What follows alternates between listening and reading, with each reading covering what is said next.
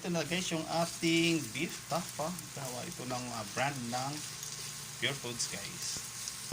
Ayan. So nilagyan ko ito ng twist. So garlic. So mag-add pa rin dito tayo guys ng egg. So good for 3 person ito ng ating beef tapa. Enjoy your meal. Masarap ito guys sa almusal.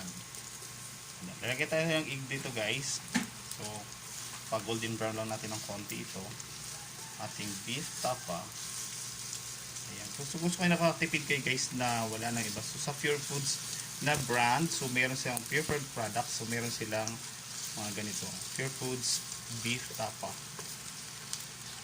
Ayan, pwede na yan. Mas mabilis siya gawin guys.